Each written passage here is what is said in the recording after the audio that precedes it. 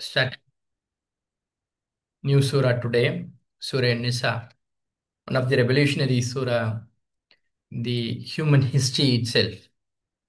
We have a lot of things to discuss about a society that Prophet Sallallahu Alaihi Wasallam and Allah wishes to evolve, which is completely unique and which sticks to its principles.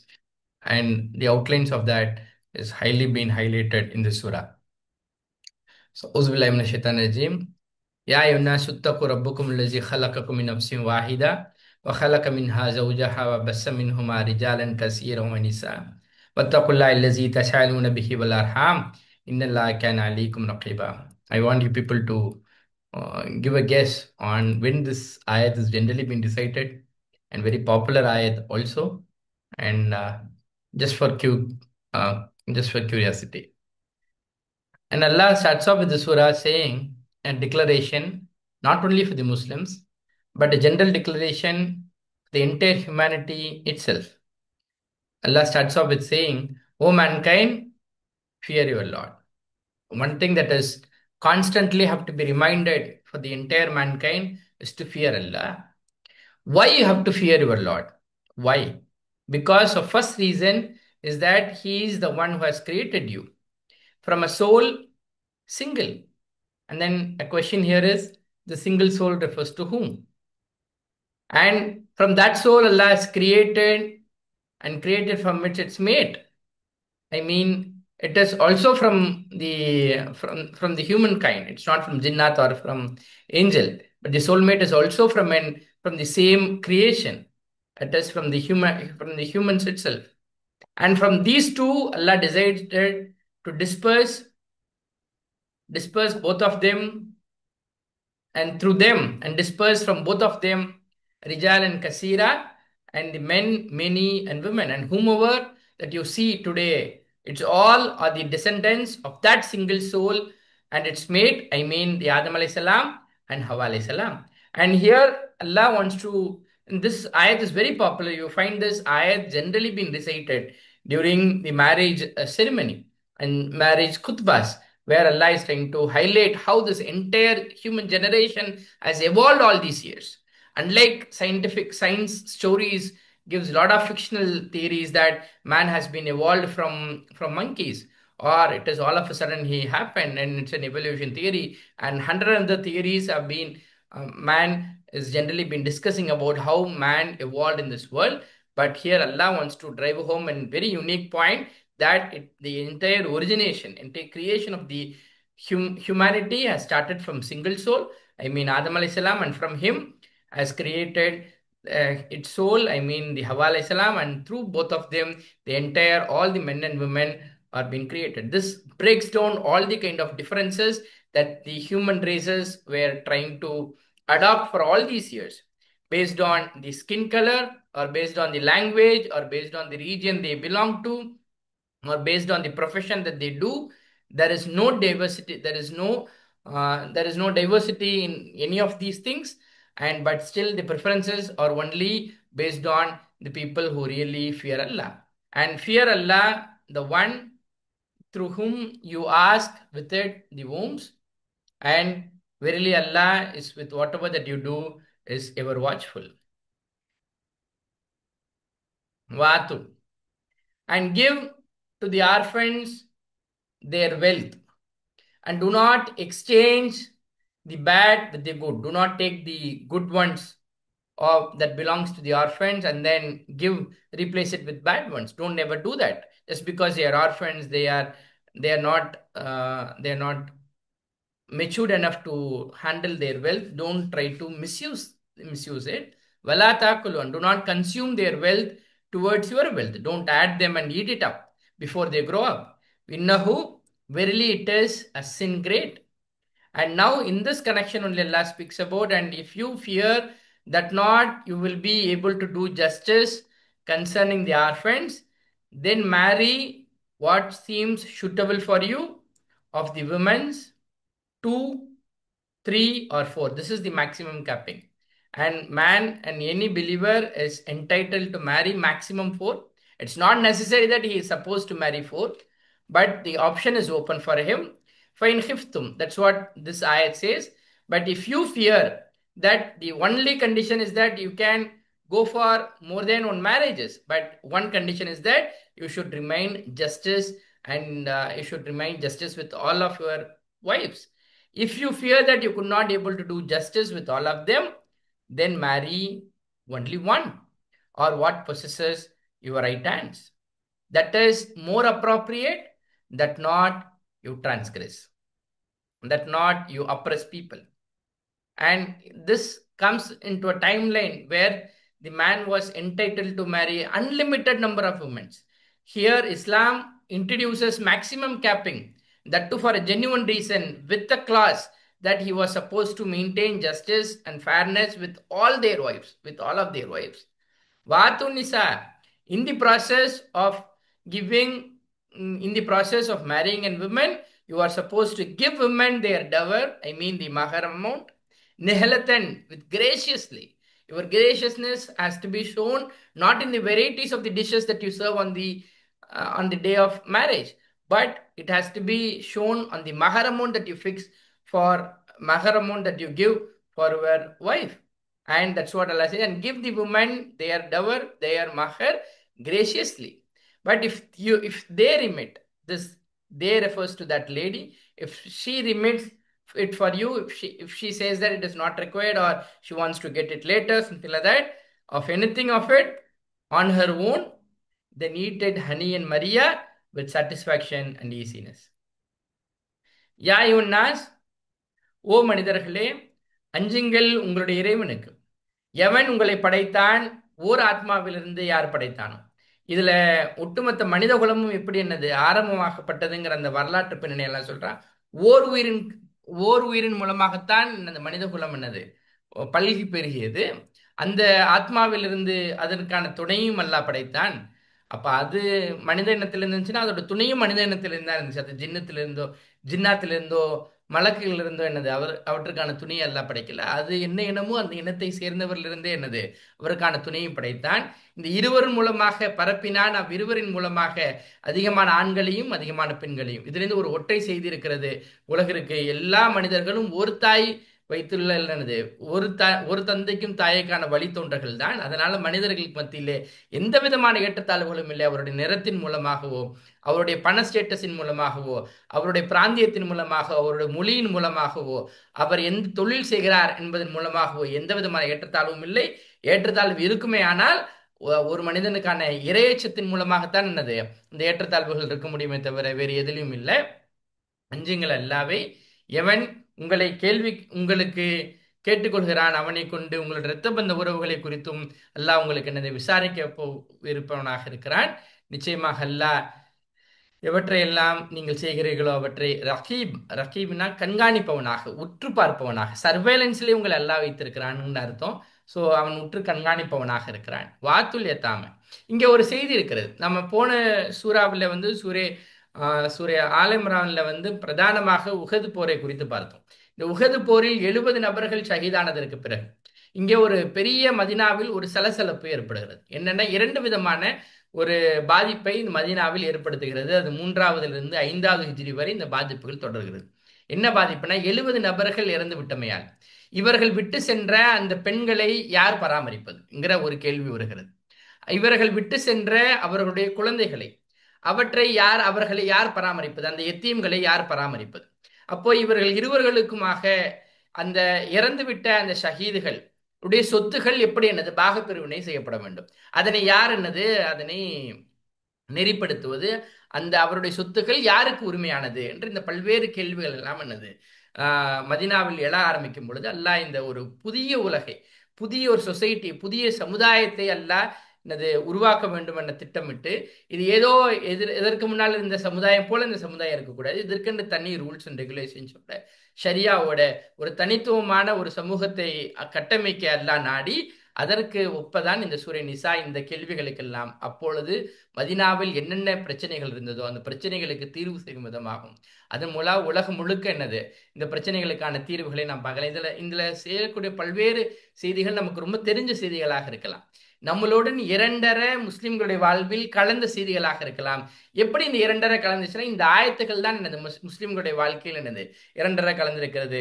So அந்த செய்தியை தான் பார்க்குறோம். நீங்கள் அப்போ இங்க அனாதைகள் யாருடைய பொறுப்புதாரிகளுக்கு என்னது யாருடைய பொறுப்பின் கீழே அவர்கள் வரவிருக்கிறார்கள். அப்போ அவர்களுக்கான சொத்துகள் இருக்கிறது என்ன அதனை குறித்தான் நல்லா பேசுறாங்க. இன்னும் கொடுங்கள் அனாதைகளுக்கு அவர்களுடைய செல்வங்களை கொடுத்து விட வேண்டும். நீங்கள் அவர்கள் வளருவதற்கு முன்னால் நீங்க என்ன செஞ்சிடக்கூடாது, நீங்க சாப்பிடக்கூடாது. அப்போ இந்த அனாதைகளை மெயின்டைன் பண்ணுவதற்கான நெறிமுறைகளை கைட்லைன்ஸை இந்த முதல் 10 ஆயத்துகள் நமக்கு தருகிறது. நீங்கள் என்னது மாற்றி விடாதீர்கள். கெட்டதை நல்லதற்கு பதிலாக அவர்களுடைய நல்லதெல்லாம் நீங்க எடுத்துக்கிட்டு அதுக்கு பதிலாக கெட்டதெல்லாம் கொடுத்து என்னது அந்த அனாதைகளை ஏமாற்றி விடாதீங்க. இன்னும் விழுங்கி விடாதீர்கள் அவர்களுடைய செல்வங்களை உங்களுடைய செல்வங்களுடன் சேர்த்து. அது எதையுமே பிரிக்க முடியாத அளவிற்கு என்னது நீங்க எல்லாம் அனைத்தும் சாப்பிட்டுட்டு போயிடாதீங்க. இன்னகும் நிச்சயமாக அது மிக பெரும் பாவமான காரியமாக இறைவனிடம் பார்க்கப்படுகிறது. இந்த விஷயம் பேசும் பொழுதுதான் என்னது மேரேஜ்களுக்கான திருமணம் செய்வதற்கான அதிகப்படியான எண்ணிக்கைக்கான ஒரு கேப்பிங் வைக்கப்படுகிறது. இன்றும் சரி இஸ்லாமிய சமூகத்திற்கு எதிராக வைக்கப்படக்கூடிய பல்வேறு விமர்சனங்களில் இந்த பலதார திருமணங்கிற விமர்சனமும் முன்வைக்கப்படுகிறது. இப்போ நீங்க இந்த கேஸ்ல பாக்குறோம், ஒரு கணவனை இறந்து விட்ட இந்த பெண்ணுக்கு வேறு என்ன வாய்ப்புகள் இருக்கிறது? இன்னைக்கு இஸ்லாமிய சமூகத்தில் தான் மிக சீக்கிரமாக ஒரு பெண்ணால் என்னது மறுமணம் செய்ய முடியும். மறுமணம் செய்வதற்கட்டும் அவள் அந்த திருமணத்தை முறிப்பதாக இருந்தாலும் சரி, திருமணத்தை முறித்ததற்கு பிறகு மறுமணம் செய்வதாக இருந்தாலும் சரி, இல்லைன்னா அவருடைய கணவன் இறந்ததற்கு பிறகு அவளுக்கான மறுமணம் செய்வதாக இருந்தாலும் சரி, இருக்கும் சமூகங்களிலேயே மிக அதிக வேகமாக யாருக்கு செய்ய முடியும்னா இந்த முஸ்லிம் சமூகத்தில் இருக்கக்கூடிய பெண்களுக்கு தான் செய்ய முடியும். அப்போ கணவனை இழந்து விட்ட இந்த பெண்ணுக்கு என்ன வாய்ப்பு இருக்கிறது? 2-3 வாய்ப்பு தான் அவளுக்கு இருக்குது. ஒண்ணு, அவள் தனியாகவே தன்னுடைய வாழ்க்கையினுடைய மீத பகுதியை எனது கழித்துக் கொள்வது, அவளுக்கான வாழ்வாதாரத்தை அவள் தேடிக்கொள்வது, இது அவளுக்கு இருக்கக்கூடிய வாய்ப்பு. இரண்டாவது வாய்ப்பு, ஏற்கனவே திருமணம் முடித்தவர்களை என்னது திருமணம் செய்வது.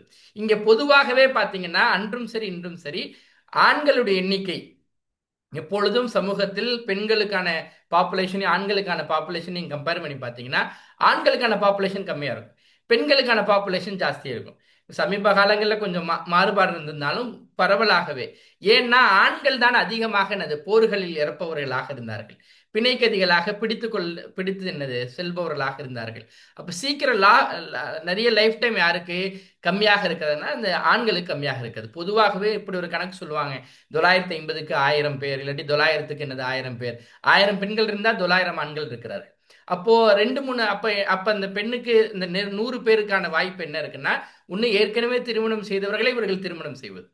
அப்போ அந்த வாய்ப்பை தான் இந்த ஆயத்து என்னது அவர்களுக்கு திறந்து விட்டு தருகிறது. அப்படி செய்வதற்கான அனுமதி இருவருக்கும் என்னது கொடுக்கப்படுகிறது. அதைத்தான் நல்லா சொல்றேன், நீங்கள் பயந்தால் நீதமாக நடக்க மாட்டீர்கள். அனாதைகளுடைய விஷயத்தில் அனாதைகளுடைய பிள்ளைகளை திருமணம் செய்து கொண்டால் நீங்கள் நீதமாக நடக்க மாட்டீங்கன்னு அப்படின்னு நினைச்சீங்கன்னா ஃபன்கிஹு, பிறகு திருமணம் புரியுங்கள்.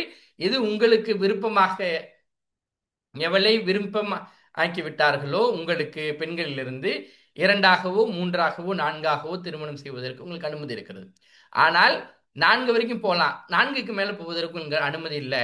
ஃபைன் ஹிஃப்தும், ஆனால் இது வித் என்ன கண்டிஷனோடனா, நீங்கள் பயந்தால் அவர்களுடன் நீதமாக நடக்க மாட்டீர்கள் பயந்தால் பிறகு நீங்கள் ஒருத்தியை மாத்திரம் என்னது திருமணம் செய்து கொள்ளுங்கள், அல்லது எவளை சொந்தமாக்கியதோ உங்களுடைய வலது கரங்கள், இதுவே மிக சுலபமாக இருக்கும். அல்லா தாவுலு, நீங்கள் அநீதம் இழைக்காமல் இருப்பதற்காக. வாத்து நிசா, இன்னும் கொடுங்கள் பெண்களுக்கு அவர்களுடைய மகர் தொகைகளை அவர்களுக்கு கடமையாக்கப்பட்ட ஃபரீத் நிஹல்லத்தன், கடமையாக சில பேர் டிரான்ஸ்லேட் பண்ணாங்க, இன்னொன்னு என்னது விருப்பமாக என்னது கொடுங்கள். அதே போல நீங்கள் பயந்தால், இன்னும் அவளாக விரும்பினால் உங்களுக்கு அதனை விட்டு கொடுப்பதற்கு ஒரு சிறிய பகுதியோ அதிலிருந்து பூர்ண மனதுடன் அவள் விட்டு கொடுத்தால் பிறகு அதனை புசிப்பதற்கு உங்களுக்கு அனுமதி இருக்கிறது. இன்பமாகவும் மகிழ்ச்சியாகவும் நீங்கள் அதனை என்னது புசிக்கலாம்ங்கிற இந்த கட்டளை இந்த இந்த வசனங்களில் பார்க்க முடிகிறது.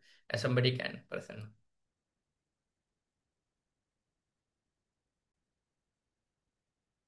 இங்க ஆயிஷா ரஸியல்லாஹு தஆலா அன்ஹா அவர்கள் ஒரு ஹதீஸ்ல இப்படி சொல்றாங்க, ரசூல் அந்த அரபிய சமூகத்துல இப்படி ஒண்ணு இருந்தது, அது மிக குறிப்பாக அழகான அனாதை பெண் பிள்ளைகள் இருந்தால் அவருடைய பாதுகாவலரை என்ன செய்வாரு, அந்த பெண்ணையும் திருமணம் செய்து கொள்வார். ஏன்னா அவருடைய ப்ராப்பர்ட்டியும் கிடைக்கும், அந்த பெண்ணையும் அவரால் என்னது பயன்படுத்திக்க முடியும். அந்த ப்ராப்பர்ட்டி வெளியிலையும் போகாது என்பதற்காக அதனை கண்டிக்கும் விதமாக தான் இந்த ஆயத்து இருக்கிறது. இப்படி அப்படி வரம்பு மீறி நடக்கக்கூடாது என்பதற்காக அப்படி அநீதமாக நீங்கள் செயல்படக்கூடாது என்ற அந்த கண்டிஷனை எல்லாம் இந்த ஆயத்தின் மூலமாக வைப்பதாக ஆயிஷா ரஜிலா அவர்கள் சொல்றாங்க. வலா தூத்து. Now coming back to the discussion of another how to handle the wealth of orphans. And wala tutu sufaha, and do not give the foolish people your wealth. This is a general rule. It is applicable everywhere. For example, when you are spending money, or when you are investing money, or when you are buying something, or when you are transacting with something, do not indulge with foolish people. I mean people who doesn't value the money, and who regardless they keep spending money, don't handle money with them. Do not give the foolish your wealth. This refers to the people who are orphans also, which means people who are unlettered, who are unskilled, they don't know how to handle their wealth, who may waste their wealth. Do not hand over the money at that point in time, which Allah has made for you as a means of support. I mean, that is the property that you are maintaining, the business that is bringing revenue for you. Don't invest it or waste it on people who behave very foolishly. Warizukuhum, but provide them. This them refers to the orphan people. The property may be belonging to the orphans, but these orphans are not matured enough to handle it. They may waste the money, they may not value it. So that time you can take a time to train them, so that when this wealth is given back to them, they should use it in a proper manner. Warzukuhum. But during this course of training, then how you have to handle them, then provide them with it. I mean, this with it refers to the wealth of the orphan itself. You may be having the wealth of the orphan, you are handling it. From that itself, you can take it and spend on them for their food and also for their clothes. And in the process of upbringing this child, وَقُولُوا لَهُمْ, and speak to them a qawl and ma'rufa, words with kindness. These all gives a lot of training towards the Muslim community, that you will find it in every home. They used to handle orphan people. Orphan boys and girls are entertained in every houses. For many, many years, this Muslim community doesn't have a child orphanage at all, because the orphan peoples have been taken care by their own relatives. That's what here Allah is telling, how these things has happened in Muslim community because of these ayat, which give a clear instruction of how to handle them. Wabutalul. And now, in the process of upbringing them, speak to them. Words kindness refers to all kind of training you have to provide them, so that when this wealth is handed over to them, they should not mistreat it, and they should value the money that has been given to them. Just because it was given to them with free of cost and it came without any efforts, they should not mishandle it. That is one point that as a guardian you are supposed to take care of. And now, and Wabutalu, and test the orphans. See, this is entirely this 10th ayat is speaking about orphans, the rights of orphans, and which no other book on the face of the earth would have discussed so deeply like the Quran. Wabutalu, and test the orphans until when reaches the age of maturity or puberty, nikah, or age of marriage. So you have to test them now. I mean, you have to see whether they are handling their own affairs with all wise manner. Fine anastum. Then if you perceive in them rushdan, a sound judgment, I mean, you are very firm that they could be able to handle it, fadfaw. Then deliver to them their wealth. All these years, you are you are having their wealth, you are maintaining it, then give back the wealth to them. Wala taakulu. In this process of training and taking care of them, how you should behave, Allah says, Wala taakuluha.